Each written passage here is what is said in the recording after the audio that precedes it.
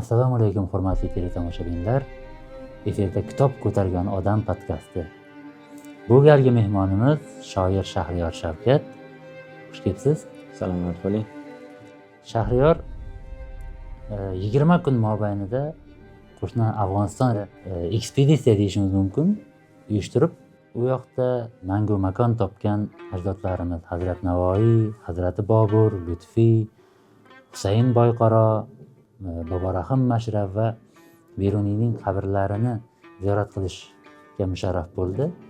Shu ziyorat taassurotlari, Amudaryoning narigi tomonidagi o'zbeklarning hayoti, u yoqdagi kitobxonlik holati, ta'lim holati va albatta adabiyot va adabiyotimiz tarixida muhim o'rin tutgan siymolar haqida gaplashishga qaror qildik. Shahriyor, eng avval Afg'onistonga borish tomoshabinlarimiz yo'l xaritasini tuzib olsak, Yo'l xaritasi. qanday bo'ldi borish va qaysi shaharlarda bo'ldingiz? Masalan, shimoldan boshlab to Kobulgacha bo'lgan jarayonda bir sayr qilsak, keyin asosiy mavzuga o'tamiz. Xo'p bo'ladi. Bobolarimiz yotgan tuproqlarini ziyorat qilish bolalik davrimdan beri orzuim edi. Navoiy buvamni ziyorat qilaman, Bobur buvamni ziyorat qilaman degan bir orzularim bor edi va ancha paytgacha u yer juda xavf-xatarga to'la ekanligi haqidagi gaplar yangrardi. Keyin yaqinda Almaz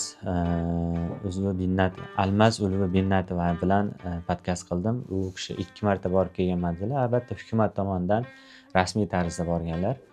Keyin mana shu suhbatimiz sentyabr-oktyabr oylarida edi. Sentyabr-oktyabrdan beri hech yotganda turganda halovat bo'lmadi. Men ham borishim kerak, men ham ziyorat qilishim kerak degan. Keyin o'sha taxminan 3 oy, 4 oy sayohat rejasini tuzdim. Bu tomondan borsam qancha xavf-xatar bo'ladi-yu, bu tomondan borsam qancha xavf-xatar bo'ladi va minimal xavf-xatar tug'diradigan yo'ldan yurishga harakat qildim va sayohat boshlandi. Jadid gazetasi homiyligi ostida tashabbusi bilan Navoiy Hirotda, Kobulda Bobur degan bir loyiha qilamiz va bu loyiha qonuniy asosga ega bo'ladi dedi bosh muharririmiz Iqbol Mirzo. Va endi qonuniy asosga ega bo'lgandan keyin meni himoya qilish tomonlama, meni xavfsizligim ham kafolatlanganroq bo'ladi degan bir xulosaga keldik. Va Toshkentdagi Kobul elchixonasiga, Toshkentdagi Afg'oniston elchixonasiga borib maqsadimni bildirdim. Ular aytdiki, shu rasmiy xat bilan chiqinglar. Rasmiy xat bilan chiqqanimizdan keyin 2-3 kun o'tib borganimda bilmadim. Endi balki 10 kun, 15 kun Rasmiy xatga javob berish muddatlari bor. 15 ish kunida deyishdi. Shunda javob keladi dedim. Men hisoblab ko'rsam, ungacha Zahiruddin Muhammad Boburga ham tavallud kuni o'tib ketadi va o'shanda ham xat kelsa-yu sizga ruxsat berilmadi desa, men asosiy fursatlarni qo'ldan boy bergan bo'laman o'yladim. Va nima bo'lsa bo'ldi deb tavakkal deb Hayraton ko'prigi sari yuzlandim. U yerda vakolatxonasi bor Afg'onistonni. U yerdagi odamlardan so'radim. Odamlar o'tib qaytyapti, lekin qiyin.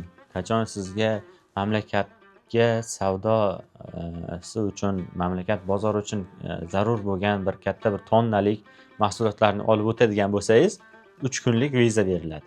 Afg'onistondan bu yoqqa o'tadigan bo'lsangiz ham xuddi shunaqa va nihoyatda ko'p cheklovlar borki, ruxsat berilganligini sanash osonroq o'z cheklovlarni sanab qo'ygandan ko'ra. Nimaga ruxsat bor deb so'rasangiz, u yoqda yaqin qarindoshing bo'lsa yoki yaqin qarindoshing bu yoqda kelmoqchi bo'lsa, ruxsat bor deyishdi.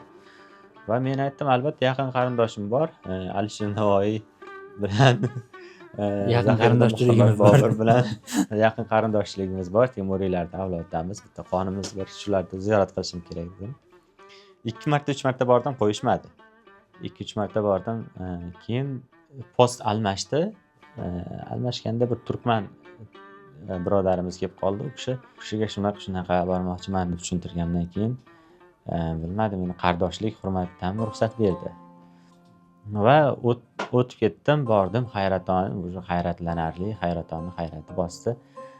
Amudaryoning o'rtasida turibman, bu yoqdan shamol esib turibdi. 30-yanvar. Chegaradan o'tdim, birdaniga bilindi, bizni tartibli chegara post xizmati o'sha endi uni boshqacha bir manzara egalladi. Birinchi bordim Mozor Sharifga bordim. Mozor Sharifga borganda bizni ularni hokimiga tanishtirishdi. Endi sharoit nihoyatda boshqacha. Biz bilasiz, davlat idoralariga kirsangiz, taqillatasiz. Chiroyli bir xona, shinam joy, issiq bir makon, resepsiyonlar, kimdir kutib oladi, qabulxona, choy ichib turasiz. Yo'q, unaqa narsa yo'q. Boriladi, shu bitta odam o'tirgan bo'ladi, ko'rpachada o'tirgan bo'ladi, yonboshlab. Yonda Kalashnikov. Keyin shunaqa o'tmoqchiman desangiz, shu palonchaga bor deyishdi. Yana boshqa davlat idorasiga bordik, afg'on turga bor deyishdi. Xullas kalom, mendan so'rashdiki, qaysi mamlakatda, qaysi joyga boradigan bo'lsang, o'shalarda ro'yxatini qilib ber deyishdi. Men 3 ta shaharda aytdim. Kobulni aytdim, Hirot, Mozor Sharif, Balxni ham aytibman. Keyin shularni aytdim. Shularning har biri uchun $35danmi, yo $30danmi to'lov qilasan dedi. Shu to'lovini qildim va meni hamrohim menga butunlay kafolat berish kerak. Men sog' bo'lsam ham, kasal bo'lsam ham, har qanaqa vaziyatda men uchun javob berish kerak u odam. Hamrohimga tilxat yozdirib, qo'l qo'ydirib shunaqa qilib olishdi. U aytdiki, agar mana shu O'zbekiston fuqarosi Afg'onistonga kelib qandaydir jinoyatni sodir etsa, buni sud qilmaymiz, seni sud qilamiz. Agar bunga qandaydir zarar yetsa, boshqa odamlar sud qilmaymiz, seni sud qilamiz dedi. Maxsus bir yonimdagi sherigimga aytishdi. Yo'q, o'tishimni xabarimni berishim bilanoq juda ko'p o'zbeklar yozdi, bizga mehmon bo'ling, bizga keling deb rosa ko'p mehmon do'stlarimiz yozdi. Va biz bir do'stimiz bilan bordik. Bu yigit meni olib yurdi. Birinchi nihoyatda ko'p, taxminan bir 6 soat, 6,5 soatlik vaqtim faqat xat hujjatga ketdi. To'g'risini aytsam, chunki meni bitta narsa qutqardiki, haqiqatdan qonuniy kirganman, viza berilgan va Jadid gazetasi degan bir guvohnomam bor. Rasmiy odamman-da. Norasmiy bo'lsam qiyinroq ham bo'lib ketadi. Ichkariga kirgandan keyin shu nima hujjatim bo'lsa hammasini ko'rsatdim. Men shunaqa xavfsiz odamman. Xavfsiz odamligimni isbotlab berishim kerak edi ichkariga kirganda. Hamma narsani tekshirib ko'rishdi, keyin o'zlari ruxsatnoma berishdi va ichki ishlarga o'xshagan bir xavfsizlik joyiga olib kirishdi. O'sha joyda aytdiki, sen xorij fuqarosisan. Xorij fuqarosi bo'la turib, bizni eng yaqin va biz bilan munosabatlari eng yaxshi bo'lgan O'zbekiston fuqarosisan dedi. Ana shuning uchun dedi, sen hech narsadan xavotir olma, hech narsadan qo'rqma. Sen Afg'oniston hududida bo'lsang, bizning hukumatimiz qarovi ostida bo'lasan dedi. Va shu bilan dedi, senga dedi, hech kim ortiqcha gap qilsa yo bir qandaydir jismoniy ta'ziyga o'xshagan narsa bo'lsa, mana biz javob beramiz dedi. Sen bizni himoyamiz ostidasan. Qayerga boradigan bo'lsang dedi, istalgan viloyatda, istalgan tumanida aytsang dedi, biz senga bitta qurollangan askar beramiz, yoningda yuradi dedi. Va xuddi shunaqa dedi, bu bizni xavfsizligimiz uchun ham kerak dedi. Sen kim bilan borayotganing, kim bilan ko'rishayotganing va qayerga borayotganing uchun biz O'zbekiston bilan munosabatlarimiz yomon bo'lib qolishini istamaymiz. Biz eng yaxshi qo'shnimiz O'zbekiston dedi. Shuning uchun seni xavfsizligingni ta'minlash biz uchun muhim dedi. Xo'p dedim, hamma hujjatlar tayyor bo'ldi. Keyin bu tayyor bo'lgandan keyin bizni bir huquqshunosga borishdi. Aynan Afg'oniston hududida qanday huquqlarim bor, qanday cheklangan bir analarim, yuristga gaplashdi. Huquqshunos aytdi, bu yerdagi mahalliy aholining huquqlari bilan sizning huquqlaringiz keskin farq qiladi dedi. Ya'ni siz bemalol kostyum shimda yurishingiz mumkin, mahalliy aholi yura olmaydi dedi. Galstuk taqishingiz mumkin, mahalliy aholiga mumkin emas. Soqolni doim qo'yib yurish kerak, mahalliy aholi sizga hech narsa demaydi dedi. Faqat shu bittagina yagona sharti bor dedi.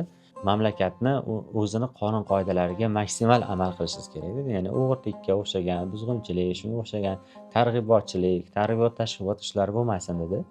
Hammasi joyida, kelasiz, ko'rasiz, ziyoratingiz qilasiz, biz ostidasiz, xavfsizligimiz ostidasiz. Xo'p dedim, ketdik. U yerdan Ko'k masjidga bordik.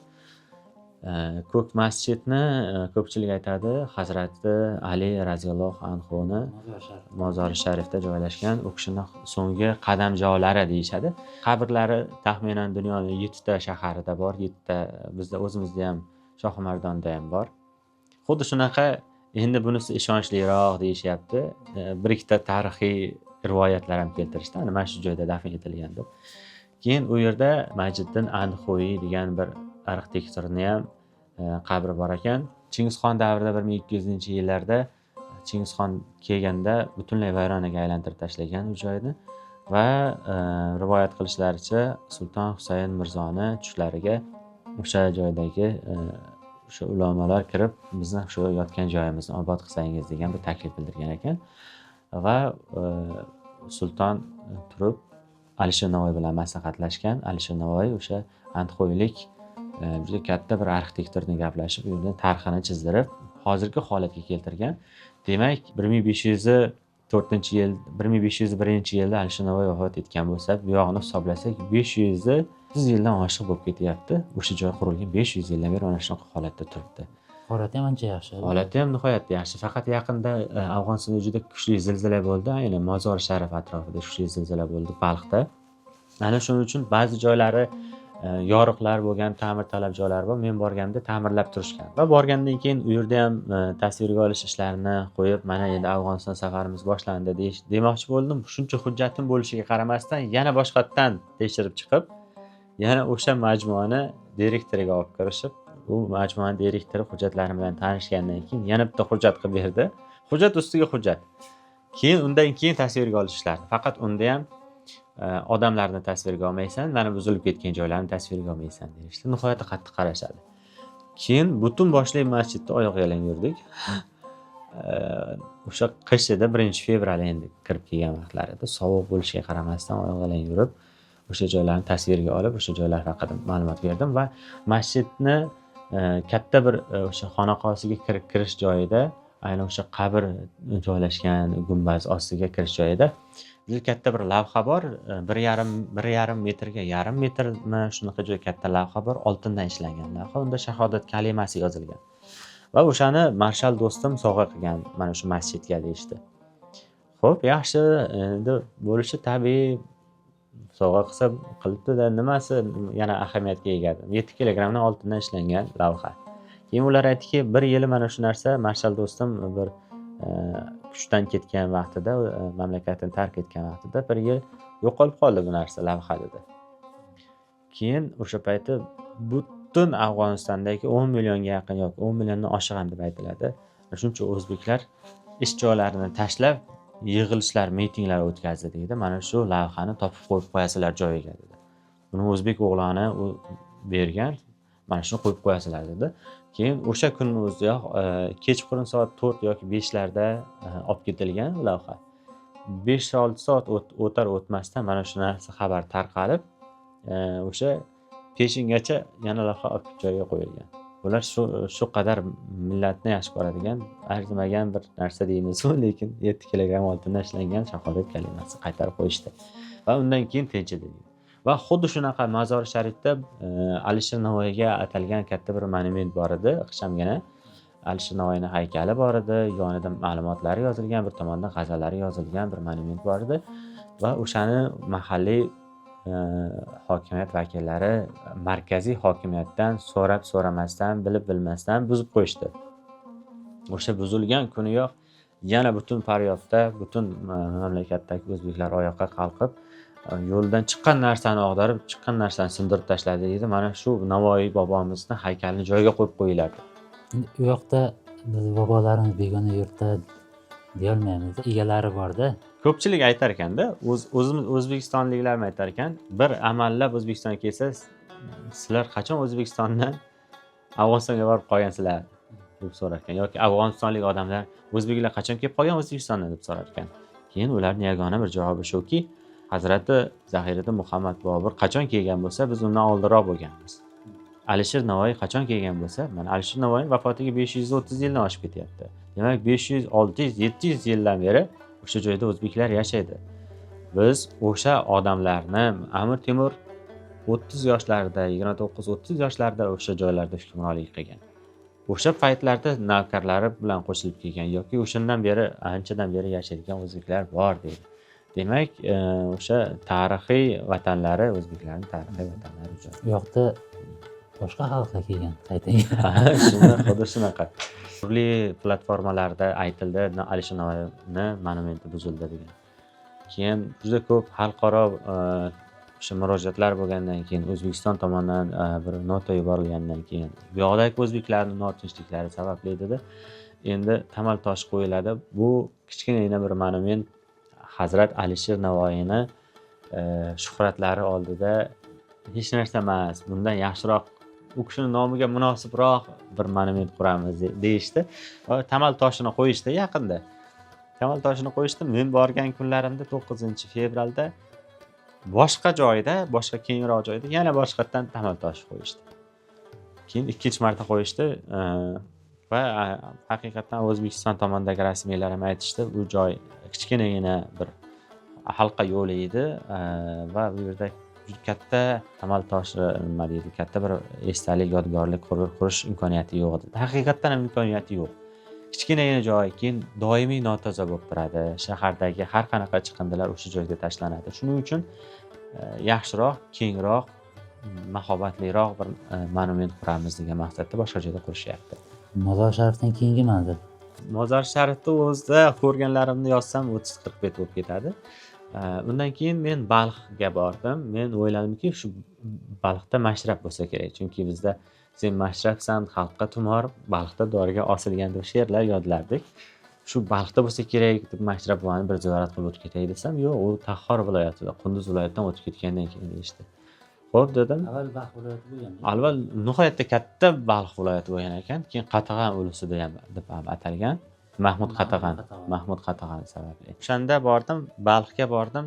Balxda bir katta masjidni ko'rsatishdi. Buni Gavharshod begim qurdirgan dedi.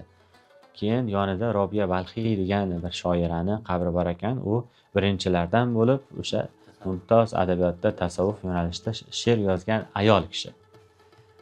Ayol shoirlarimiz nihoyatda kam.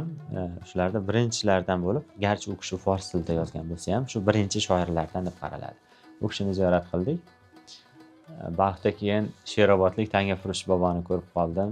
Ke bolamdan nima desam, Amir Temurning tangalari bor dedi. Keyin qarasam, turli davrda chiqqan tangalar. Mana bu Amir Temur davrida qurilgan, mana bu Chingizxon davrida qo'llangan. Mana bunisi Sulton Husayn Mirzo davrida, bunisini Alisher Navoiy ham ishlatgan, bunisi Bobur ishlatgan tanga. Juda ko'p tangalar bor. Numizmatik bir holat bo'ldi. Shu tangalar bemalol sotiladi. Men aytdim, bularni olib ketsangiz, O'zbekistonda muzey qilinadi, qo'riqlanadi dedim, siz sotib o'tiribsiz dedim. Ayin tirikchilikda nima deysan deydi. Keyin aytdim, nech pul desam, bitta tangani o'zini 30 ming, 28 ming atrofida aytdi. Keyin men o'zim davrida ham uncha turmagandir u tanga. Desam, yo'q, bu dedi, men senga qimmat aytmayman, hali ham men arzon sotyapman. Qaysi valyutada? 30 ming so'm o'zbek so'mida. O'zini afg'onisida aytdi, men uni o'girib ko'rsam, o'zimizda 30 ming so'mga Amir Temurning tangasini 30 ming so'm sotib olasiz. Men o'yladim, bir 10 ta, 20 ta sotib olsam-da, olib ketsam ekan dedim, yo'q, keyin chegarada muammo bo'ladi. Keyin birinchidan samolyotga chiqaman. Samolyotga chiqqanimda ham yana tekshirishadi uni. Qayerdan olding bu tangani? Nimaga olding? Tarixiy narsa.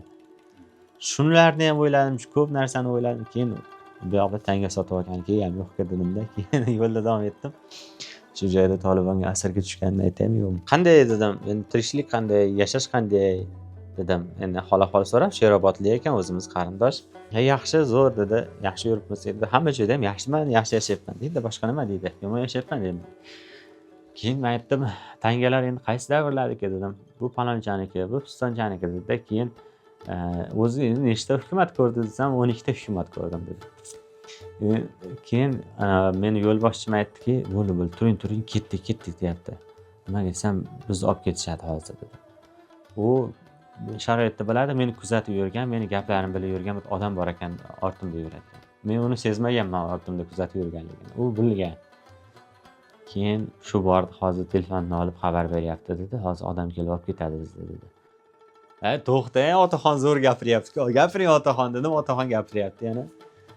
Keyin falonchani ko'rganman, Karzayni ko'rganman, uni ko'rganman, Tolibon birinchi marta kelganini ko'rganman, ikkinchi marta kelganini ko'rdim dedi. Xullas, o'sha bular o'zbekchani tushunmasa ham o'sha muhim kalit so'zlar ketdi-da. Tolibon degan so'zni ishlatdik, Karzay degan so'zni aytdik, Ashraf G'ani dedik.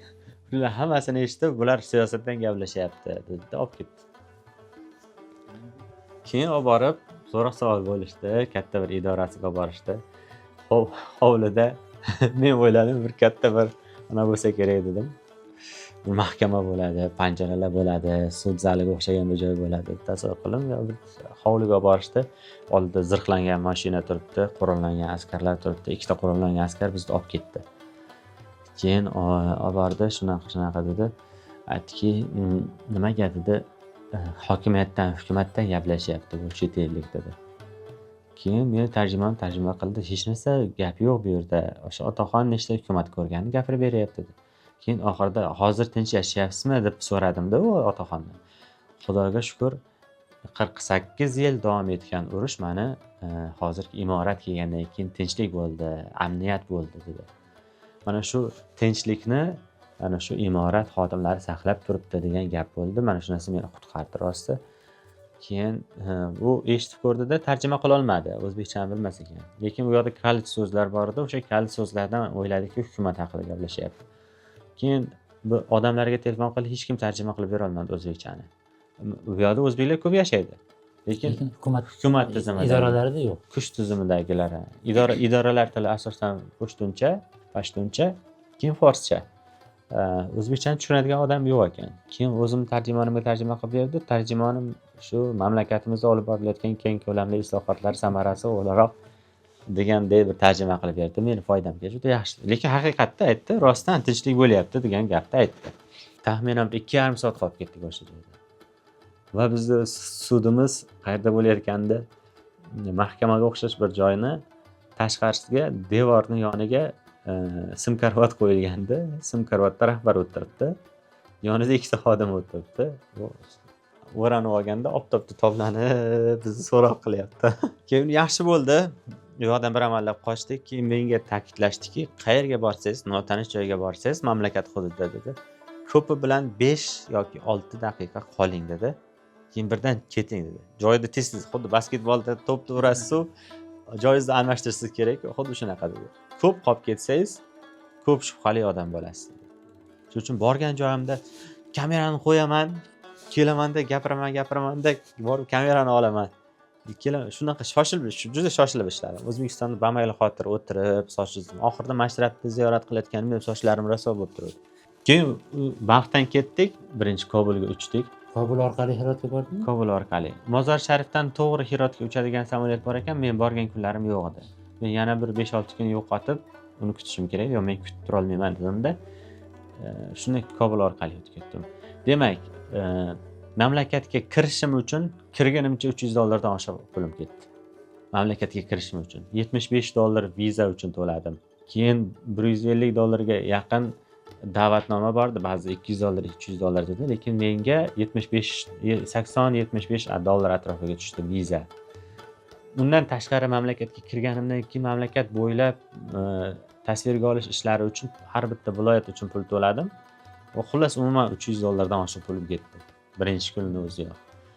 Shuning uchun $87, $90 ga yaqin pul bilan Mozor Sharifdan Kobulga uchdik. Keyin $100 pul bilan Kobuldan Hirotgacha uchdik. Bir mehmonxonani ko'rsatishdi, uncha sovuq ekan juda.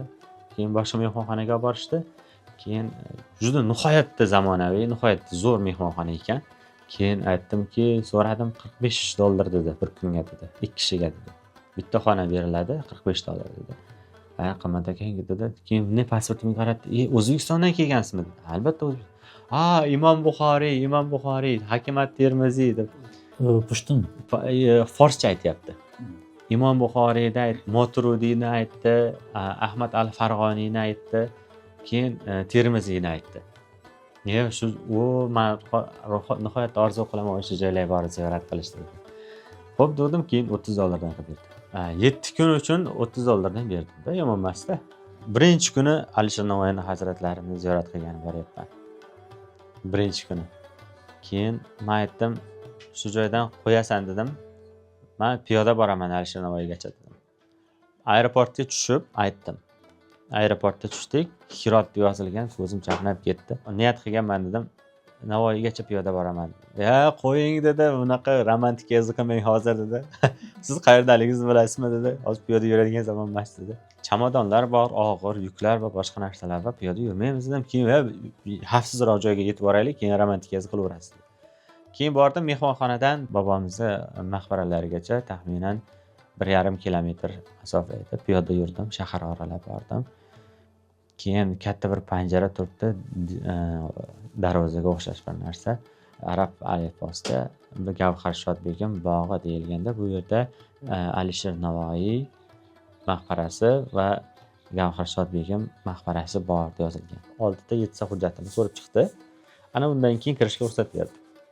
Mahalliy aholida ham kirish qiyin ekan Alisher Navoiyni maqbarasiga. Men tasavvur qilaman, keyin undan keyin biror narsa berib ketarsan dedi. Ya'ni shirinlik bir narsa berib ketarsan dedi. Xo'p, mayli, kiray ko'rish dedim. O'zi qancha yo'ldan maslahat bilan kelyapman. Kirdim.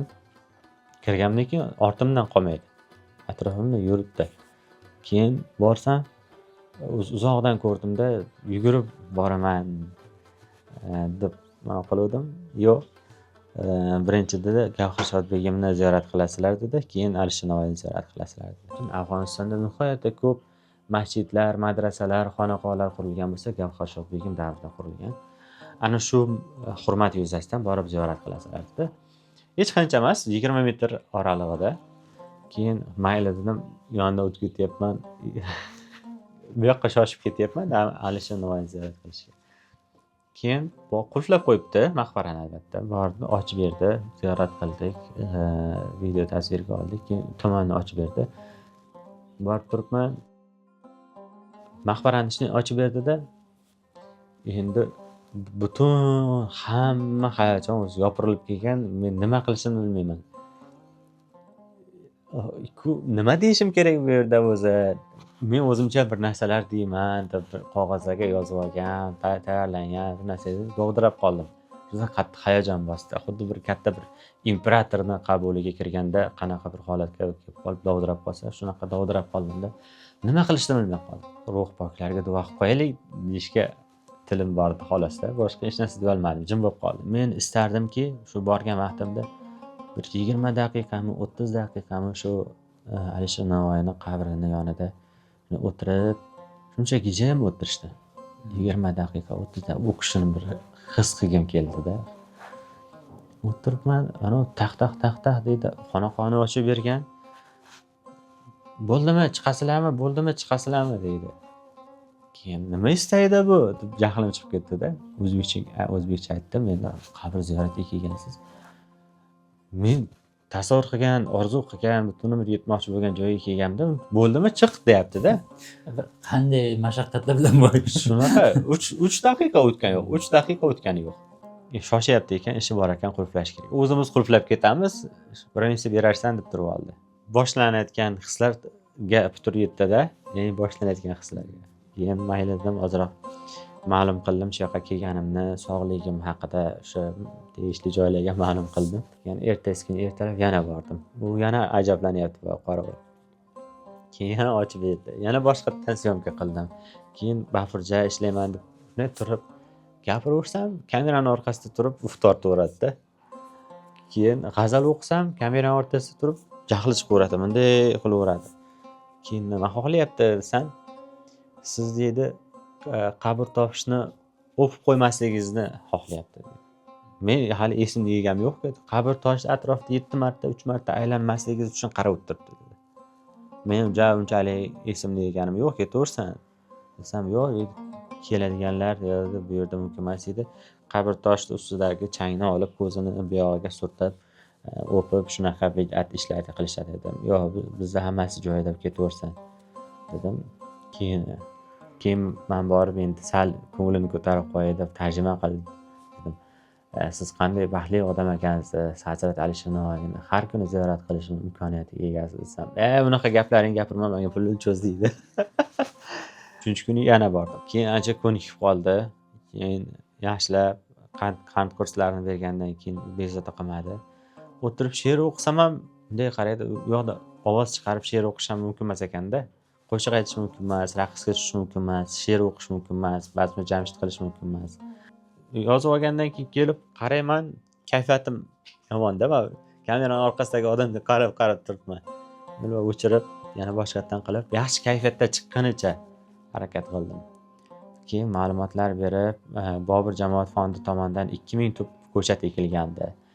Keyin 3,5 tonnalik qabr toshini o'zimizni Navoiy viloyatidan G'ozg'on marmaridan ishlangan qabr toshini 3,5 tonnani Turkmaniston yo'llari orqali xalqaro Bobur nomidagi jamoat fondi olib kelgan, o'rnatgan. Maqbara orada 2002-yilda O'zbekiston hukumatining tashabbusi bilan bu yerni qayta ta'mirlaymiz deb, endi buzib, endi poydevorlarni qurib ko'tarilib kelayotgan vaqtda siyosiy vaziyat o'zgarib ketgan. Keyin ishchilarimiz O'zbekiston bilan borgan, texnikalarimiz, kranlarimiz, hamma narsamiz o'sha joyda shunaqa qolganda, ishchilarimiz jonini saqlab qolish uchun qochgan. Va shundan keyin taxminan 7 yil, 8 yil mobaynida Hazratimizni maqbaralari ochiq osmon tagida qolib ketdi. Juda ko'p joyda jar solishdiki, O'zbekiston hukumati buzib ketdi, endi to'g'rilamayapti, unaqa degan narsa bo'ldi. Orada yana bir aytildi, O'zbekiston hukumati yana qayta tiklamoqchi bo'lib bir necha marta bordi, harakat qildi, lekin imkoniyati bo'lmadi, chunki xavfli hudud bo'lib turgan bu paytda. Va shunda sal tinchiy boshlagan 2014-2013-yillarda sal tinchlik bo'lgan vaqtlarda o'sha hirotlik ustalar hammasi yig'ilib, butun dunyo o'zbeklari pul qo'shib, O'zbekiston hukumati yordami bilan o'zlari hashar yo'li bilan shunaqa xonaqo qilishgan, maqbara qilishgan. Unga eshik, Toshkentdan eshik yasab olib borishgan. U eshik maqbaradan kattaroq ekan. Va o'sha joyda qoldirib keldik deyishdi. Ba'zilar aytdi, keyin o'rnatganmiz deyishdi. U eshikni bilmadim. Men bu Toshkentdan olib borilgan eshikmi yoki qoldirib ketilgan eshikmi deb so'radim, biladigan odam yo'q. Men juda ko'p istardimki, u yerda mahalliy o'zbeklar ham kirib ziyorat qilishni istaydi. Ularga ham kirish qiyin. Madaniyat boshqarmasidan ruxsatnoma olish kerak. Va borgandan keyin Alisher Navoiy haqida ma'lumot beradigan odam yo'q.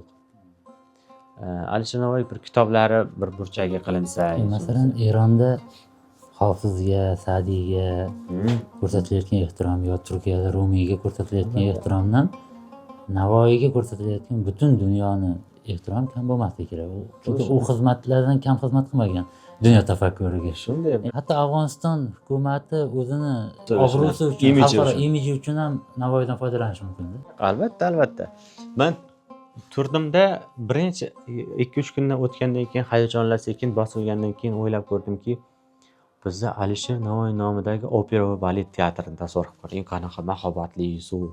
Alisher Navoiy nomidagi davlat kutubxonasini tasavvur qiling. Mayli muzey, Alisher Navoiy nomidagi adabiyot muzeyi, Alisher Navoiy nomidagi kino saroyi, Alisher Navoiy nomidagi viloyat, Alisher Navoiy nomidagi viloyatlarni tasavvur qiling. Qanaqa mahobatli, chiroyli, go'zal, zamonaviy binoda Alisher Navoiyni maqbarasini endi ko'rinishini tasavvur qiling. Mayli, gap unda emas aslida. Gap maqbarani zo'r yoki yomonligida emas, har holda bor, hashar yo'li bilan qilinganda, men o'ylardimki, shu atrofdagi bog'lar nihoyatda chiroyli qilib Alisher Navoiyni o'sha obro'siga monand bo'lsa. Biz xohlaymizmi, yo'qmi? Hirot o'zbek she'riyatining poytaxti. O'zbek she'riyatining poytaxti albatta. 250 nafar shoirni sarayda majolisimda. Biz hali O'zbekistondagi o'zbeklar Hirotni bizni hayotimizda Samarqanddan kam o'rni borligini yaxshi his qilmaymiz. O'zbekistonda ko'p his qilmaymiz. 9-fevral keldi, bobomizning tug'ilgan kunlari. O'yladim, hozir hamma boradi, gul qo'yadi. Haykallari poyida. Mamlakatning turli burchaklarida Alisher Navoiy haykali bor, mahobatli haykallari bor. Hamma gul qo'yadi. Hamma Alisher Navoiyning haykali poyiga gul qo'yganda, men qabri boshiga gul qo'yaman dedimda, men o'zimga bir g'ururlanib ketdimda. Keyin bordimda aytdim, guldasta olaylik dedim. Sherigimga aytdim. Bitta katta guldasta olaylik. Nihoyatda katta bo'lsin, 500 ta, 600 ta bir atirgul bo'lsin dedim. Shu nech pul ketsa ham beraman dedim. Keyin, nima qilasiz dedi. Shu boramanda shu qabrning yoniga katta quchog'imga sig'maydigan guldastani qo'yaman dedi. Yo'q, mumkin emas dedi. Voy dedim, shu ham mumkin emas. Bunda qabrga gul qo'yish ham mumkin emas bizdan. Yo'q. Endi baribir yo'ldan kelgan odatlardan-da. Shunaqa. Keyin bo'lmasa dedim, o'yladimda 2000 tup daraxt ekilgan ekan, men daraxt eksam atirguldan ko'ra ko'proq turadi dedimda, keyin borganda xonaqoni ahvoli nihoyatda boshqacharoq holatda edi. Endi supurishga, tozalashga to'g'ri keldi, chunki endi u faxr albatta bu Alisher Navoiy maqbarasini tozalab supurib qo'yish. Keyin yana shu faxrdan bebahra qolmas ekanman dedim. Bordim, ular qadifa deydi. Qadifa o'rab yurishadi. Sotib oldimda qaychi bilan 3 ga bo'ldim. Keyin aytdim supurish uchun dedim, ana u chol qorovul chol baribir anasi bo'lmasa kerak dedim. Supurgisi bo'lmasa kerak, bo'lsa ham bermasa kerak dedimda. Va supurgisi so'radim topolmadim. Hirot shahrida qidirdim, topolmadim. Do'konlarning yonida o'tib ketayotsam bir kishi supurgi turgan ekan, to'mtoq supurgi ekan. Yo, bo'lmaydi bu dedimda. Uni beradimi, yo'qmi hali? Keyin yaxshiroq, yangiroq supurgi turgan ekan, bunday qaradimda. Shu supurgingizni menga bersangiz-chi dedim. Nima qilasiz dedi. Kiyimimga qarab hayron qoldim. Nima qilasiz dedi. Shu Alisher Navoiy hazratlarining qabrlarini supurib toza qilib qo'yaman dedim. Ha, dedi. Men shu yerda bo'lib shu ishni qilmaganman dedi. Siz qilyapsiz. Katta rahmat. Shu supurgi sizga tekin olib ketavering dedi. Men Maymanlikman dedi. Shu Faryod viloyatidan o'zbeklar yashaydigan joydaman dedi. Olib ketdik, supurgini bordik. Keyin baxtimga ko'ringki, Alisher Navoiyni o'sha Gavhar Shodbekning bog'ini yonida katta ko'chat ekiladigan bir bozorcha bor ekan. Har xil ko'chatlar bor, mevali daraxtlar boshqalar. Endi bizda archa ekish odat, ham u yoqda archalar turibdi, katta chiroyli bo'lib turibdi archalar. Shu archalar yonida qo'shilsin dedimda, bitta ko'chat oldim, ikkita gul ko'chati oldim. Borib ekdim. Ekkanimdan keyin aytdimki, bu yoqda o'zbeklar ham kirish qiyin. Mana bu badjahl chol qaraydimmi, yo'qmi deb ham qaradim. Keyin kim sug'orar ekan deb o'tirdim. Yomg'ir yog'ib ketdi. 9-fevral kuni o'sha ko'chat ekilgan paytda yomg'ir yog'di-da. Shu qadar yog'diki, nuqatday do'l yog'di boshida, keyin katta tomchili yomg'ir yog'di. Ko'chat ekilgan joyda chuqurchasi suvga to'lib qoldi. Navoiy validot bo'lganda. Navoiy bobomizni anasini himmatini qarang, qadrini qarang dedimda, xursand bo'ldim. Shu g'oyibona xayrlashib sekin Kobul sari yo'zlandik. Boburga. Bobur boboni ziyorat qilib. Biz avval Kobuldan kelgandingiz? Ha, Kobuldan bu yoqqa kelib Bobur boboni ziyorat qilishga ulgurmadim. Shahar kirmagan. Kechqurun kelganman-da, ha. Butun ustim ho'l bo'lib ketdi, yomg'irda jiqqa ho'l bo'lib qolgan. Aeroportga yetib olay deb shoshildim. Taksilar ham to'xtamadi, boshqa qilib kechikib borsam, reys 2,5 soat kech uchdi. Keyin borib qo'ngan vaqtimizda Kobulda laylak qor yog'ayotgan ekan. Keyin bir ustoz yana uyiga boshladi, boshqa ustoz. Borganimda Kobul ko'chalari mana shunaqa ko'chalar ekanda, bir tepaga chiqib ketasiz, bir pastga uchib ketasiz, tog'li hududda qurilgan. Boburnomada shunaqa tasvirlar bor edi. Shu qo'shin bilan tepaga chiqishadi, qor yog'adi. Mana bu odamlar nayza bo'yi qor bo'ladi. Oldinga tushadi. Birinchi o'ringa chiqib qorni bunday ochib qo'shini kelish uchun birinchi o'rinda qorlar tozalab ketadi. Voy dedim, bobo dedim, o'sha paytlarda shu nayza bo'yi qorni ichini kechib yurgan ekansiz, biz endi mana shu laylak qorga chidolmaymizmi? Dedim, sekin yurdim. Borganimizda mezbon aytdiki, mehmon xush kelibsiz, zab kelibsiz. Sizni sharafingizga pechka yoqdik deydi. O'z pechka yoqish odat emas ekan. Keyin pechka yoqyaptilar, hech esimmaydi. Issiq, ular oddiy kiyimda o'tirishibdi. Lekin men hech esimmayapman-da. Sovqotib ketganman va ularning iqlimiga tusha olmayapman. Keyin ertasi kuni Bobur buvani ziyorat qilishga bordim. Bog'i Boburga kirish uchun o'zbek so'mida 87 ming so'm pul berdim. Bog' hududiga kirish uchun. 87 ming so'm o'zi taxminan 50 ming atrofida bo'ladi. Endi men tasvirga olish narsalarim borligi uchun yana qo'shimcha qo'shildi. 87 ming so'mdan 3 marta 4 marta berdim, 3-4 kun. Har kirganimda berdim 87 ming so'm. Ular aytdi, shu Boburni ziyorat qildingiz, Alisher Navoiyni ziyorat qildingiz, biz uchun borib Amir Temurni ziyorat qiling deb aytdi u yoqdagi o'zbeklar. Bu yoqqa kelsam endi keskin farq qilyapti-da. Amir Temurni Go'ra Amirdagi sharoitlar, unda ko'rinishlar, kassa, boshqa narsalar, chiroqlar yonib turibdi.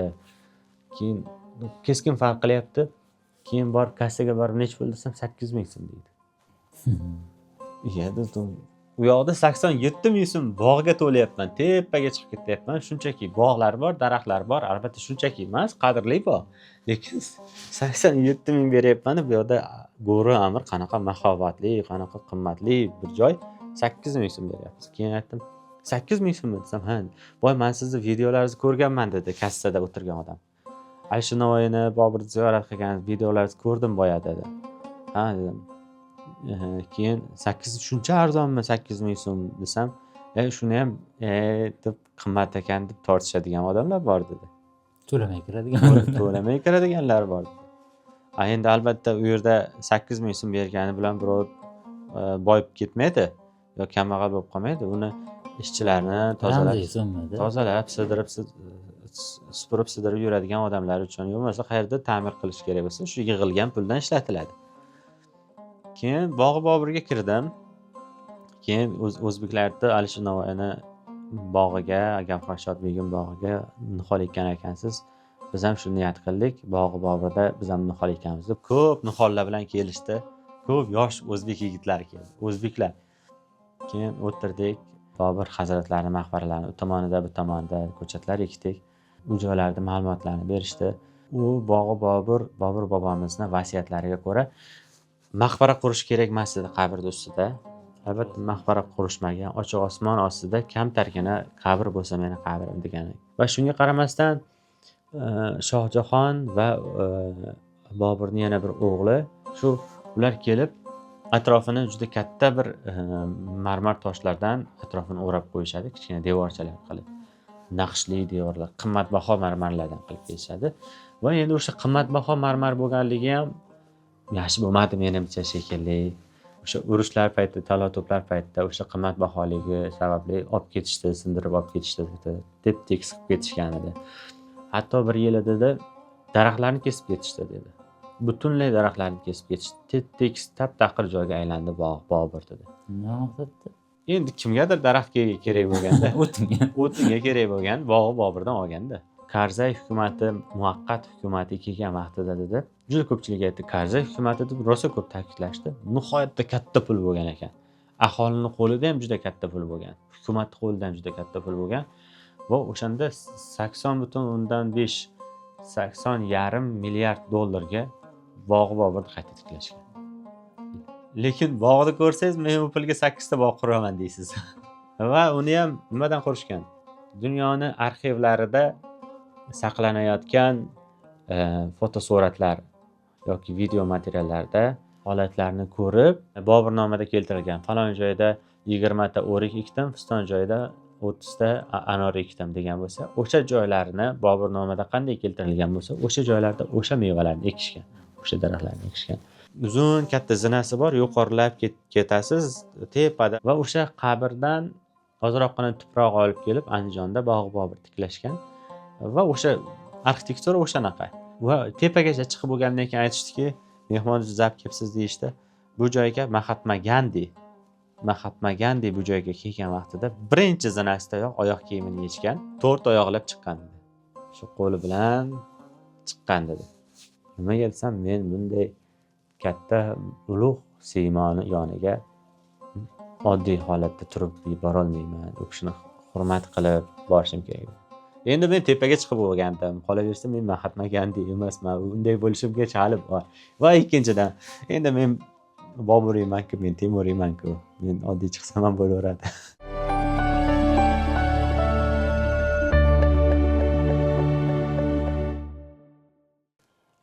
Keyin Bobur hazratlarini ziyorat qilgandan keyin ertasi kuni G'aznaga ketdim. G'aznada bilasiz, Abroyxon Beruniy qabrlari bor, Mahmud G'aznaviy qabrlari bor. Mahmud G'aznaviy 1017-yilda Xorazmga yurish qilib, u yerdagi shu Ma'mun akademiyasida ishlaydigan juda katta olimlarni G'aznaga olib keladi. O'zini ham mamlakatida, o'zini saltanatida juda katta ilm kishilari bo'lishini xohlaganligi uchun Abroyxon Beruniylarni olib keladi va Firdavsi ham o'sha o'zini saroyida bir muddat. G'aznaviy o'sha paytda eng kuchli hukmdor bo'lgan. Bu yoqda Xorazmiy kuchsizlangan, Somoniylar kuchsizlashgan, ilm ahli baribir uni oldiga borgan. To'g'risini aytsam, G'aznaga borishimdan oldin nihoyatda qattiq qiynalgandim. Ular o'zimiz mehmon qilamiz deb o'zlarini xonadonlariga olib borishdi. Men bemalol mehmonxonada turib, yaxshi sharoitda turish imkoniyatim bor edi, lekin Kobulda butun kun davomida tinimsiz chiroq o'chib turar ekan, bular barq deydi, barq o'chib turar ekan. Shuning uchun markaziy isitish tizimi ham yo'q. Ya'ni baland qavatli imoratlarda o'sha gazni shunchaki tasavvur qiling, gazni plitasini shunday yoqib qo'yishadi va o'shanda isitini o'tirishadi. Yana butun yaxshi pul topganlar o'sha gazda isiydigan boshqacharoq pechkalar qilib qo'yishdi o'shanda. Yana ham boyroq odamlar deydi, o'sha 12-qavat bo'ladimi, 11-qavat bo'ladimi, pechka qilganda pechkani ko'mirda yoqadi. Kobulda, poytaxtda ko'mirda yoqadi deyishdi. Yaxshiroq sharoitli joylar ham bor. Lekin endi aksar aholining aksari shunaqa. Shuning uchun ham men samolyotda tepaga ko'tarilganimda qop-qora ko'rpadek qop-qora bulut turuvdi. Biz yaqinda havo sifati yomon bo'lib ketdi deb hamma joyga yozib, narsa shikoyat qilib qo'yib qoluvdik-ku. O'sha havo sifati yomon bo'lib ketdi degan paytimizda his qilgan narsalar, tomog'im achishi, burnim achishib, ko'zim achishganlarini eslab qolgandim. Kobulda shu narsa bo'ldi. Allergiya qo'zg'adi. Butun o'sha mamlakat o'sha ko'mir yoqar ekan, ya'ni o'sha poytaxtda shu narsa bo'ldi. Men aytdimki, bu yerdagi o'zbeklar nima yesa o'shandan yeyman, qayerda yotsa o'sha joyda yotaman, bular qanaqa yashasa o'shanaqa yashayman deb atayin shu mashaqqatga o'zimni tutib berdim. Lekin ular sovuqqa nihoyatda chidamli ekan. Oddiy kiyimlarni kiyishadi-da, yurishaveradi. Keyin bir qarasam, cho'milishga kirib ketdi. 15 daqiqa issiq suv kelar ekan, keyin sovuq suvga almashadi u narsa. Shuni cho'milib chiqdi-da, xonadoshlarimizdan biri sochini bunday qildi, sochida artib, o'tirib gaplashyapti biz bilan. Fenda quritdi sochingni desam, yo'q deydi. O'zi quriydi deydi. Lekin kuf desangiz, xonada par chiqadi, og'izdan par chiqadi. Shu qadar sovuq. Bu tepada iqlimning tepasida biza hozirgi Termizdan tepasi boshqacha. Boshqacharoq qilib, lekin sovuq, men nihoyatda sovqatdim. Xullas, men ham cho'milishim kerak bo'ldi. Keyin bir kirdim, haqiqatan 15-20 daqiqadan keyin issiq suv o'chdi. Keyin turdim, nima bo'lsa bo'ldi dedim, bobolar uchun dedimda. Shunday sochni quritib, yugurib chiqdimda. Xonada o'tirib bo'lmaydi, nihoyatda sovuq, tashqaridan ham sovuqda. Keyin nima bo'lsa bo'ldi dedim, ular sandal qilgan. Sandal tagida pishig'ich, ustida ana yonib turadi, gaz yonib turadi. Gaz ustida yana bitta pishig'ich, pishgan g'isht. O'shaning ustiga bunday ko'rpa yopib qo'yishibdi. Ko'rpaga oyoqni uzatib o'tirishadi-da. Oyoqni uzatib, isinib o'tirishadi. Kechqurun uxlashdan oldin is gazdan zaharlanmasligi uchun o'chirib qo'yishadi. Keyin o'shanda jon saqlab turdim, cho'milib chiqqandan keyin nihoyatda sovuq, hech qayerda isina olmaysiz.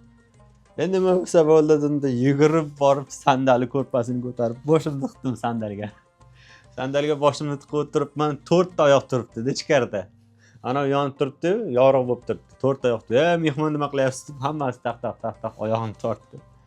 Nima bo'lsa bo'ldi dedim, hozir men tashqarida tursam, 15 minut tursam o'lib qolaman desam, buni ichida tursangiz ham 15 minutdan keyin o'lib qolasiz. Rosa qiziqarli bo'ldi. Endi G'aznaga ketdik. G'aznaga ketishdan o'sha ketadigan kunimiz kechasi gaz yoqib qo'yaylik, bugun tashqari sovuq bo'ldi-ku dedi. Keyin undan keyin uyqu kelmadi. Qo'rqdim. Gaz yoqib qo'yishganda ustiga choynakka suv qo'yib qo'yishgan, uni pari bilan xona salgina isib turibdi-da. Endi par bo'lgandan keyin u o'chib qolsa, bundan battar soviydi. Yoki agar gaz o'chib qolsa, is gazdan hammamiz o'lamiz. Shunda qo'rqdim-da, keyin to'xtadim. Ham butun kun mobaynida Bobur hazratlariga doir videolar olganman. Bu videolarni O'zbekistonga jo'natishim kerak, ular montaj qilish kerak.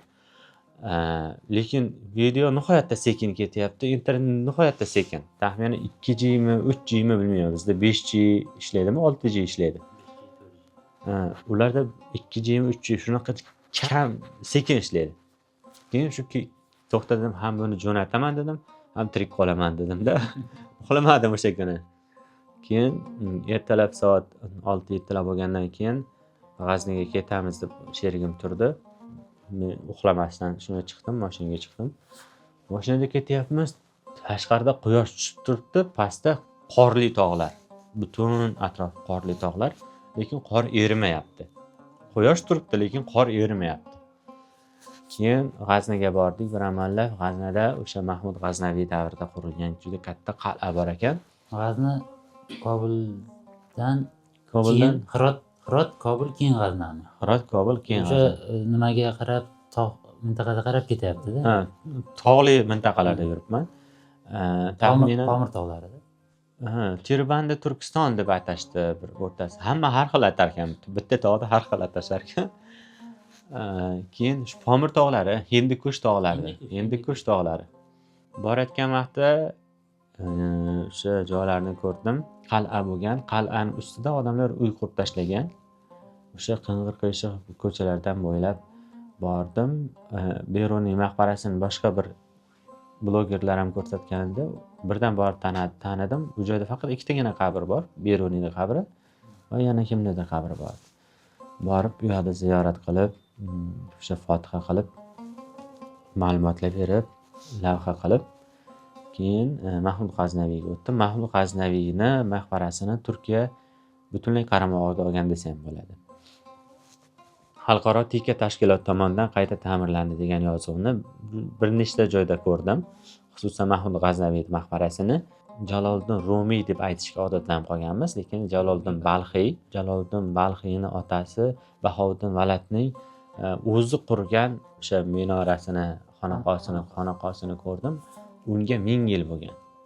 1000 yil bo'lgan, endi 1000 yil davomida qor, yog'ingarchilik, yana zilzilalar, urushlar sababli boshqacharoq, g'aribroq holatga kelgan, lekin xalqaro tika tashkiloti Turkiya tomonidan tepasiga juda katta tom qilingan, temirdan tom qilingan, yaxshi qayta qurib qo'yilganda, yaxshi qilib qo'yilgan, atrofida devor qilingan, Temuriylar davrida naqshlari bilan qilingan.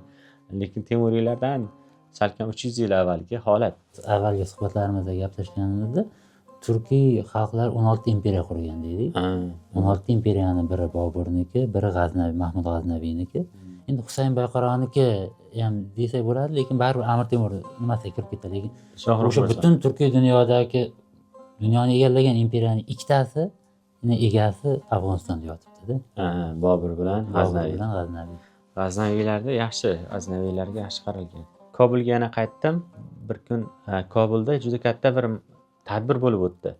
O'zbekistonning Kobuldagi elchixonasi va o'sha yerdagi o'zbeklar pul yig'ilishib katta to'yxonada Alisher Navoiy va Zahiriddin Muhammad Bobur tavalludlariga bag'ishlangan katta bir tadbir qilishdi. O'sha 14-fevral kuni men tasavvur qilganimdan ham boshqacharoq bo'ldi. Zahiriddin Muhammad Boburni Boburdagi o'sha qabriga borishib, qabr ustiga atirgul barglaridan sepishdi. Hinchaga o'xshatib sepishgan. Keyin sallalar har xil, keyin baquvvat bir odamlar keldi. Biz o'tgan kunlarda Otabek kiyadigan choponda kiyishgan, telpaklar bilan kelishdi. Keyin ular aytishki, Mo'g'ul birodarlarimiz dedi.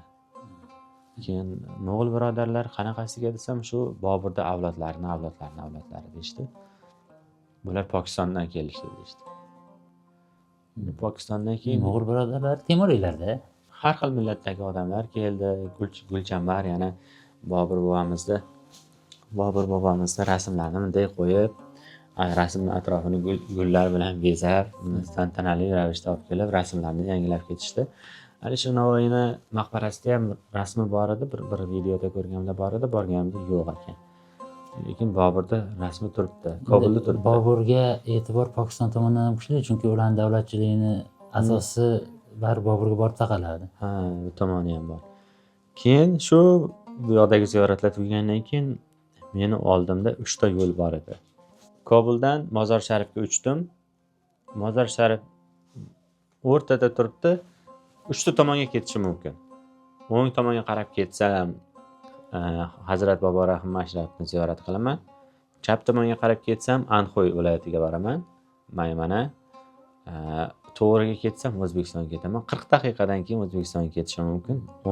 18 kundan beri O'zbekistonda emasman. Endi vatanni sog'inasiz, borgingiz keladi. Va shuncha mashaqqatlar bo'ldi ungacha.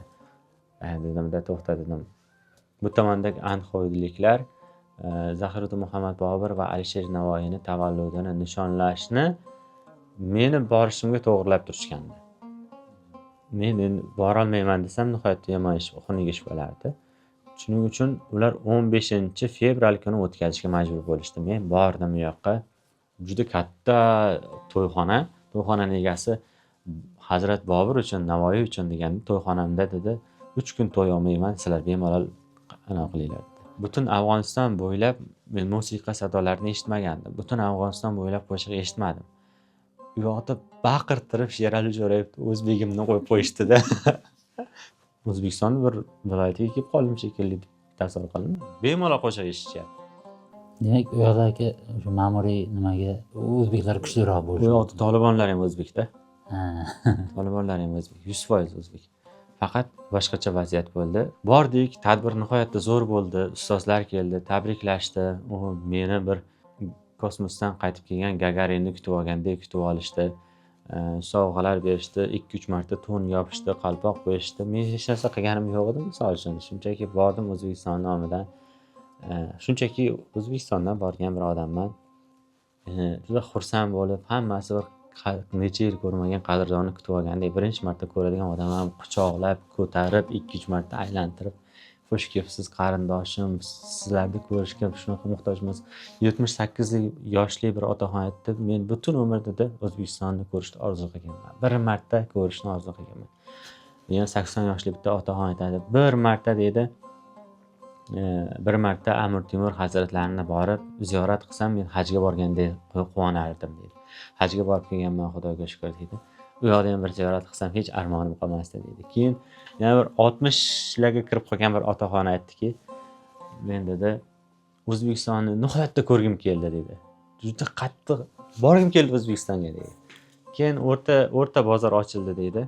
O'rta bozorga birinchi ochilgan kuni shuni borib turdim dedi. O'zbekistonning bir parchasida turganimdan xursand bo'ldim dedi. O'rta bozor O'zbekiston hududi Termizda. Endi O'zbekiston hududiga kira olmaydi, lekin o'sha O'zbekiston hududidagi bozorchada bo'lganligi uchun O'zbekistondaman dedimda xursand bo'ldim. O'zbekistonga umuman munosabat qanday? O'zbekistonni nihoyatda qattiq yaxshi ko'rishadi. 7 yoshdan tortib 70 yoshgacha bo'lgan o'zbeklar O'zbekistonni umrida bir marta bo'lsa ham ko'rishni istaydi. Juda qattiq yaxshi ko'radi. Ba'zilari respublika davrida kelib O'zbekistonda o'qib ketgan, Alisher Navoiy universitetida o'qiganda, u yoqda o'zbek tilidan dars berishadi, xususiy maktablarda o'zlari ochib. Va o'shanda qahramonda ular. Nimadir so'rash kerak bo'lsa, to'xta, men O'zbekistonga borib kelgan, shuni so'raymiz deydi-da. Uni O'zbekistonga borib kelgan odamning obro'si boshqa odamlarning obro'sidan balandroq. O'zbekiston aytadiki, "Sen O'zbekistonni borib ko'rib kelgansan, mana shu masalaga sen nima deysan?" deb maslahat so'raladi-da. Keyin juda qattiq yaxshi ko'rishadi. Temur buvamning yurti deb juda ko'p aytishadi. Bobur buvamning yurti deyishadi, Mashrab bobomning yurti deyishadi. Biz o'zi qadimdan bitta xalq bo'lganmiz. Bizni sho'rolar hukumatı va shunga o'xshagan katta imperiyalar bo'lib tashladi. Aslida bitta xalqmiz, bitta daryoni suvini ichganmiz. Ikkalamiz hammamiz ham o'zbekmiz. Va eng asosiysi bizda o'zbeklarimiz urf-odatlari, kattaga hurmat, kichikka izzat, dasturxonga hurmat, taomlar, hammasi qanaqa bo'lsa O'zbekiston, bu yerda ham xuddi shunaqa, bir xil. Juda yaxshi ko'rishadi O'zbekistonni. Menga aytishdiki, O'zbekistonda qanday bir voqea sodir bo'lsa dedi, O'zbekiston bizga moddiy yordam beradi dedi. Men internet tarmoqlarida ko'rardim, nimaga Afg'onistonga moddiy yordam beryapti deb yozardi o'zbeklarimiz, o'zimiznikilar. Keyin u yoqqa borib angladimki, u yerda 10 millionga yaqin yoki 10 milliondan oshiq deyiladi. O'zbeklarimiz bor, o'shalarga yuboradi. Rasmiy statistikada 3 million deydi, lekin 3 million, rasmiyda 3 million deyiladi. Ular o'zlarini 10 millionmiz deb aytishyapti. Lekin rasmiy hali ro'yxatga olinmagan hamda o'sha o'zbeklarga yuborilar ekan. O'zbekistondan elektr yuboriladi bu yerga o'zbeklarga. O'zbeklarga elektr yuboriladi. O'sha Kobulgacha yetib borish qiyin bo'lganligi uchun Kobulda tez-tez chiroq o'chib turadi, lekin mana shu shimoliy viloyatlarda, Faryobda, Maymonada, Anxoyda, Taxxorda chiroq o'chishi kam. Shuning uchun o'zi masalan moddiy o'sha gumanitar yordamni, elektr energiyasi yetkazib berishni bir O'zbekiston fuqarosi degan pasportda yozilmagan bo'lsa ham, lekin u qonida o'zbek degan bo'lgani uchun yetkazib berish biz O'zbekistonni vazifasi deb bilsak bo'ladi. Ma'naviy vazifasi. Qachonki shu moddiy yordam yuborildi desa, hech biz mamlakatimizdagi odamlar og'rinmasligi kerak. Bu yerda ham bir qarindoshlarimiz, jigarlarimiz bor. Ular aytdiki, bizga shunaqa moddiy yordam yuborasizlar. Sizlardan yana bir iltimos, bizga kitob yuboringlar dedi. Biz moddiy yordamni bir kun, ikki kun yeymiz. Yemasak ham balki kunimiz o'tar, lekin biz kitobimiz bo'lsa 100 yillar kitob o'qiymiz. Faqat o'sha eski o'zbek yozuvida, arab yozuvidagi o'zbek. Bizani fojiamiz alifboni almashtirib u ham tarixdan o'zib qoldi, ham yonimizdagi bir o'zbeklarning bir parchasidan o'zib qolganmiz. Aytishadi, bir g'azab bilan aytishadi. Bizda ikkita narsa ayirdi birodarlar deydi. Nima ayirdi desam, birinchisi Amudaryo ayirdi biz deydi. Ikkinchisi alifbomiz ayirdi deydi. Shuning uchun bir-birimizni tushunmayapmiz deydi. Daryodan bir o'zbek Afg'onistondan borsa sen afg'onsan deydi, lekin o'zbekcha gapiryapti. Men chegaradan o'tyapman, Hayratondan o'tib O'zbekistonga kelyapman. Bir yigitcha turibdi. Yigitcha turibdi-da, chegarachimiz menga qarab, "Afg'onmisan?" deyapti. "Ha, afg'onman" dedi. O'zbekcha gapiryapti. "Qayerdan kelyapsiz?" "Falon joydan kelyapman." Keyin birdan o'girildim-da, "Sen o'zbekmisan, afg'onmisan?" dedim. "O'zbekman" dedi. "A nimaga afg'onman deyapsan?" dedim. Endi men yo'q, afg'on degan xalq ham yo'q. Pasportimga afg'on deb yozilgan. Afg'on degan xalq yo'q o'zi. Afg'on tili ham yo'q. Pashtun bor, Forsiy bor, o'zbek bor, dari shu. Turib, endi pasportimga afg'on yozilgandan keyin afg'onman-da dedi. "Sen unaqa dema, o'zbek bo'lsang o'zbekman deb hamma joyda. Ayniqsa sen O'zbekistonga kirib kelyapsan, O'zbekistonga kirib kelayotgan odam o'zbek bo'lsa o'zbekligini faxrlanib aytish kerak dedi. Boshqa mamlakatda emassan-ku" desam, "Xo'p" dedi. "Isming nima?" desam, "Alisher" dedi. "Voy" dedim. "Alisher bo'lib turib men o'zbekman deyishga bo'lasanmi?" dedim. Keyin chiqqandan keyin aka dedi, "Siz Termiz qayerga borasiz?" dedi. "Falon joyga boraman" desam, "Akam mashina bilan kelyapti, sizni olib borib tashlab qo'yamiz" dedi. Ko'tarilib ketdi, xursand bo'lib ketdi o'zidan. U yoqdan kelgan har bitta o'zbek qimtinib keladi, "Men afg'on demasmikan" deb. "Sen afg'onsan" deb. Bitta odam aytdi, "Men dedi O'zbekistonni nihoyatda ko'rgim keldi.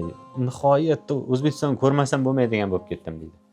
Keyin mamlakatdan chiqish uchun $4000 ga yaqin to'lov qilish kerak ekanda Afg'oniston hukumatining o'ziga. Keyin undan keyin u yoqda to'lovlar, yurish-turishimiz boshqa.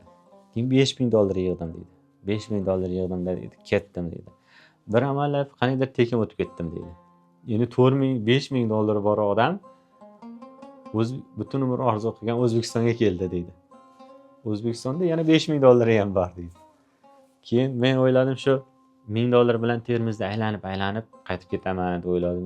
Endi $5000 bor deb Toshkentga boraman dedim. Toshkentga keldim, u yoqda ko'rdim, bu yoqda ko'rdim. Keyin men olib yurgan yigitda baraka topsin, 6 kun olib yurdi, $600 oldi. Yaxshi bo'ldi, arzonga tushdim. 2 marta uyda ham mehmon qildi deydi. Keyin shu oilasini davrasida o'tirib qildik. Men hech bunaqa samimiy oilani ko'rmagandim. Ayol kishi bemalol choy uzatib, qaynonasiga choy uzatib turibdi. "Yaxshimisiz, yaxshi o'tiribsizmi?" deyapti ayol kishi deydi.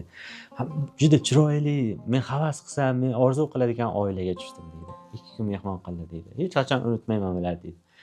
Keyin aytadiki, bir konsert zaliga olib borishdi deydi. Katta konsert zali, odamlar madaniyatli, chiroyli kiyingan, kostyum shimlar kiyibdi, mazza qilib yuribdi deydi. Ayollar ham chiroyli kiyinib, bo'yanib, yaxshi yuribdi deydi. Meni deydi, tepaga olib chiqib qo'yishdi dedi. Tepadan qarab deb, balkonda turganda tepadan konsert qarayapman. Hamma joy ko'rinadi deydi. Shunaqa narsalarni aytib berdi. Keyin men turdimda deydi, "Sherigim ham bordi" deydi. "Sherigim nimadir bananni yedi-da" deydi. "Bananni bo'chog'ini ko'chaga otib yubordi" deydi. Keyin bitta kichkina bolacha o'tib ketyapti deydi. Onasining qo'lidan ushlab ketyapti deydi. Onasining qo'lini qo'yib yubordi-da, bananni po'chog'ini olib 10 metr naridagi chelakka tashlab keldi deydi. Keyin bunday bir-birimizga qaradik. "Voy, nima qilib qo'ydik" deydi. "Qara buni madaniyatligini, kichkina bo'lsa ham madaniyatli bola ekan" deb aytayapti deydi. O'zbekiston odamlari nihoyatda madaniyatli, nihoyatda tozakor deydi. Dasturxonni qo'yadi deydi, dasturxonni hurmat qiladi. O'tirganda bir duo qiladi, turganda bir duo qiladi. Kattani sizlaydi deydi. Kichikni izzat qiladi. Kichik bolachalarni ham sizlaganini ko'rdim deydi. Nihoyatda toza. Yo'llar yomon, svetoforlari bor deydi. O'zbekchilik degan narsani biz maishiylashtirib qo'yganmiz. U yoqda o'zbekchilik g'oyada. Ha, g'oya. U yoqda g'oya. O'zbekchilikni qarang, yana nimasi bor. G'aznida yuribmiz, bir kichkina bolacha boshqa tilda keldi-da, boshqa tilda sadaqa so'radi. Sherimga aytdim, "Pul berib yuboraylik" dedim. "Hozir to'xtang" dedi. "Sen qaysi viloyatdansan?" dedi. "Men falon viloyatdanman" dedi. senga pul yo'q ketaver dedi. Nimaga 500 so'm pul beraylik desam yo'q dedi. Buni viloyatidagilar deydi 2 hafta oldin deydi Amir Temurni oqsoq deb haqorat qilib TikTok oldi deydi. Ana shu uchun deydi butun viloyatdan 1000 ta gadoy keladi, bitta gadoyga ham pul bermayman deydi. Ana shu qadar yaxshi ko'radi, milliy g'oyasi bor ularda. U yoqda o'zbek adabiyoti o'qilishi qanaqa? O'zbek adabiyotini keyin Anxoyga borganimda yig'ilishdida maza qilib g'azallardan o'qishdi, she'riy chiqishlar qilishdi, ko'rinishlar qilishdi. Juda yaxshi ko'ngildagidek tadbir qilishdi. Va undan keyin yuring dedi, mehmon bir joyga boraman dedi. Bordik. Mehmon bo'lib turibmiz. Hamma osh qilindi, oshni yedikda keyin dasturxonlarni yig'ishtirib olishdida biz eski qalin kitoblarimiz bo'ladi-ku. Shunaqa katta kitoblarni olib kelishdi. Ko'p kitoblarni qator qilib terib qo'yishdi. Qadimiy kitoblar, har bittasi 100 yil, 150, 200 yil bo'lgan kitoblarda, tosh bosmada bosilgan kitoblar. Keyin endi mana bunisi mashrab. Endi mana bunisi Sofi Olloyor dedi. Mana bunisi Alisher Navoiy, mana bunisi Hibatul Haqoiq, mana bunisi Yatimat ad-Dahr fi Mahosin al-Ahl al-Asr. Bunisi u shunaqa olib kelib hammasini aytdi-da. Mana bunisi Devoni Mashrab dedi. Mana bunisi Boburnomasi. Hammasini olib qo'ydi, lekin eski, nihoyatda eski kitoblar. Uni varaqlashga ham qo'rqasiz, yirtilib ketmas ekan. Ochdida Mashrab bobomdan o'qib beray sizga dedi. 60 yoshlardagi otaxon. Keyin Mashrabni shunday o'qiyapti, mashinaya borib keladi-da. Mashinaya borib kelib, aruzda to'liq o'qiyapti. Top-toza aruzda o'qiyapti. Keyin ikkinchisi to'xtang dedi, men Navoiyda o'qib beraman dedi. Navoiyni o'qib berdi. To'xtang dedi, men yana bittasi aytdiki, to'xtang. Meni Bobur g'azaliga muhammasim bor dedi. Keyin muhammasini o'qib berdi. Uzundan uzoq muhammas ekan, eshitdik. Keyin yana bittasi aytdi, meni she'rim bor dedi. Mana shunday o'tirib, davra qilib aytishadi. Lekin katta minbarlarda aytishmaydi, televideniyada aytishmaydi, gazetalarda aytishmaydi. Shu o'zlari yig'ilishib mazza qilib aytishadi. Ko'p shoirlar, u yoqdagi yozuvchilar bir amallab o'zini puliga yoki Turkiyada chiqarilib, shunaqa qilib chiqarib yurishdi. Bu endi Anxoyda bo'lgan, Farg'ona viloyatida. Keyin ozroqdan keyin Kobulga borganimda, Kobulda bitta kishi mehmon qildida, keyin sizga bir kitobni maqtab qo'yay dedi. Keyin yana u ham mana shuncha kitob chiqarib olib keldi.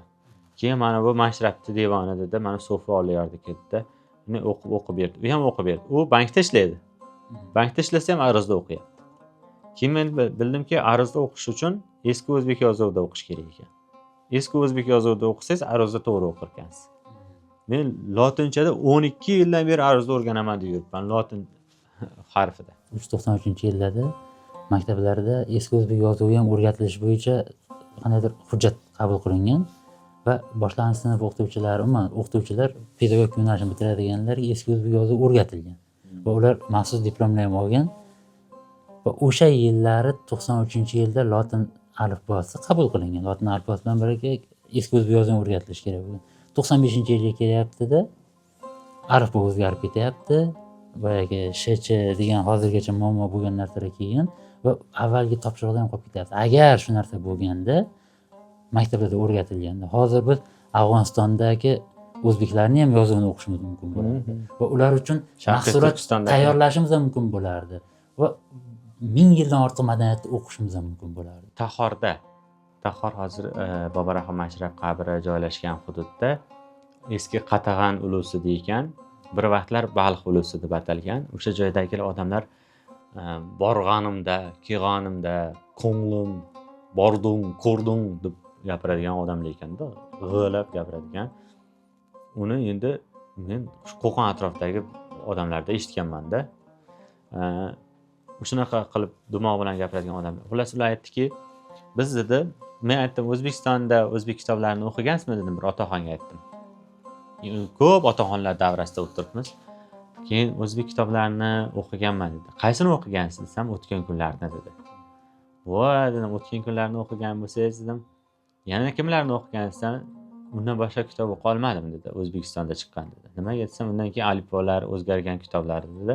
Faqat o'tgan kunlarda dedi, o'sha eski birinchi chiqqan varianti bor edi dedi. Uni ham otam olib kelgandi dedi, qayerdandir topib kelgandi dedi. O'sha o'tgan kunlarda rosa o'qirdik dedi, eski o'zbek yozuvida bo'lganligi uchun dedi. Bizda arab alifbosida bo'lganligi uchun. Keyin aytdiki, keyin dedi, boshqasi aytdi, boshqa o'qituvchi ekan u. O'qituvchi ekan, men internetda yaqinda ko'rdim deydi. O'sha o'tgan kunlarning ikkinchi qismi topilibdi dedi. Kecha va kunduz bilan adashtiryapti shekilli. Kecha topilgan bo'lsa, kunduz topildi deb o'ylayapti shekilli desam, "Yo'q, o'tgan kunlarda" deydi. "Ha, yaldo kechasini aytyapsizmi?" dedim. "Ha, yaldo kechasi" dedi. Abdulla Qodiriy qarang, bir joyga yoshirib ketgan ekanda dedi. Yo'q, uni dedim, Xayriddin Sultonov O'zbekiston xalq yozuvchisi, Xayriddin Sultonov yozgan desam, "Ha, shunaqami? Shunaqa qilish ham mumkinmi?" deydi. "Ha, bir o'sha o'tgan kunlar bo'lsa, uni bemalol davomini yozish mumkin ekan. Shuni isbotlab berdilar." desam, "Bunday bo'lsa, sizga bitta iltimos" dedi. "Borsangiz, o'sha odamni ko'rib qolsangiz" dedi. "Bitta shu bizning iltimosimiz bersangiz" dedi. "O'tgan kunlarni-ku mani eskicha mana shu kitobda amallab turibmiz" dedi. "O'sha kitobni ham o'sha eski o'zbek yozuviga biz o'qiydigan alifboda chiqarishsa, biz ham o'shani bir o'qisak, davomi qanday bo'lar ekan deb biz ham qiziqqandik" deb aytishdi-da. Kitob ko'targan odam podkasti boshlangandan beri sizgacha bo'lgan suhbatlardan bir xulosa kelyapti. Kitob haqida gap ketganda bari imlo haqida gapiramiz. Bizga butun turkiy dunyoda lotin alifbosi hozir deyarli barcha turkiy davlatlarda ishlatilyapti. Va bu narsani umumlashtirish, o'sha turkiy alifboga harakat qilishimiz kerak va ildizimizdan ayrilmasligimiz uchun eski o'zbek yozuvini ham targ'ibotini, o'rganilishini yo'lga qo'yishimiz kerak. Agar shu ikkalasini yo'lga qo'ya olsak, biz o'sha qadimiy hududlardan, Xitoydan Anadolugacha deydi, o'sha hududlarda bir-birini bemalol o'qiydigan, kitob ko'targan katta millatga aylanishimiz mumkin bo'ladi. Ular borganda yozuvchi shoirlari juda ko'p o'zlari yozgan kitobni berishdi. Keyin Hamsani juda katta bir ko'rinishdagini berishdi. Juda katta Hamsa berishdi. O'zlarining yozuvdagi Hamsani berishdi. Alisher Navoiy aynan mana shu yozuvda yozgan edi. O'sha ko'rinishda qilingan kitob berishdi. Keyin Alisher Navoiyning 4 ta devonini hammasini berish sovg'a qilishdi. 5 ta kitobdan iborat ekan. O'sha hammasini sovg'a qilishdi. Rosa ko'p kitob berishdi. Kitob ko'targan odam bo'ldim xullas. Navoiyning 4 ta devoni ilk devondan qo'shilgan menimcha. Hammasi qo'shilgan. Hammasi 5 ta bo'lib turibdi. 5-sini aytdiki, u ana huquq va o'sha she'riyatga aloqador bo'lmagan ilmi aruz, majolisun nafois, shunga o'xshagan ilmiy asarlari 5-si bo'lgan. Keyin Boburnomani berib yuborishdi. O'zlarining yozuvida yozilgan. Men kitobni ko'tarib chegaradan o'tdim. Keyin nima bu deydi? Kitob desam, kitob ko'targan odam birinchi marta ko'rishgan ekan. Nima bu desam, kitob dedim. Bu yoqqa kitob ko'tarib o'tgan odamlarni ko'rdik-ku, lekin Afg'onistondan O'zbekistonga kitob ko'tarib o'tgan odamlarni ko'rmadik. Birinchi ko'rishim. Kitob ko'targan odam bo'lsin. Shunaqa. Menda bir fikr paydo bo'ldi. Ko'rsatuvimiz oxiriga yetyapti. Yaxshi she'r bilan tugatsak. Qaydaki raqib bor, rafiq topilgay. Qaydaki taqib bor, tavfiq topilgay. Qaydaki mal'un bor, dardlari bo'lsin. Qaydaki mardum bor, mardlari bo'lsin. Qaydaki ifrot bor, to'g'on tilarman. Qaydaki sharrot bor, iymon tilarman. Qaydaki manhus bor, quzg'un sherikdir. Qaydaki nomus bor, qasos tirikdir. Qaydaki mazlum bor, tarafdoriman. Qaydaki mahkum bor, najotkoriman. Qaydaki g'azo bor, yorg'unman o'zim. Qaydaki Muso bor, Horunman o'zim. Qaydaki toshqin bor, bandi buzilgan. Qaydaki qochqin bor, qo'lman uzalgan. Qaydaki zindon bor, zamondoshiman. Qaydaki afg'on bor, tug'ondoshiman. Qaydaki mashrab bor, dorunda hosil. Qaydaki ishrat bor, o'ynar azosil. Qaydaki o'zbek bor, o'zagim bog'liq. Ko'ksiga tig' botsa, ko'ksimda og'riq. qaydaki ig'vo bor, urchiydi qobon, qaydaki g'avg'o bor, erk so'zi tobon, qaydaki arzon bor, zargari yo'qdir, qaydaki sarson bor, sarvari yo'qdir, qaydaki ifrot bor, to'g'on tilarman, qaydaki sharrot bor, iymon tilarman, qaydaki mal'un bor, dardlari bo'lsin, qaydaki mardum bor, mardlari bo'lsin. Biroson. Zolimlarning kelganda ro'zi, ne muqaddas tug'lar bosildi, bu tuproqqa ozodlik so'zi mardlar qoni bilan yozildi. Gohi tig' ham o'tmaydi jondan, bo'yin egmas sultonu bekka, afg'on keldi Afg'onistondan, so'zlarining yarmi o'zbekcha. Jonimgacha botmasin nega, bu diyorning budu nobudi, yurtga ko'ming degandi Bobur, Kobulgacha keldi tobuti. Biz unutdik ulug' Xuroson, necha shonli davlatlaringni, G'aznaviyning g'aznalari-yu, Boyqaroning sarvatlarini.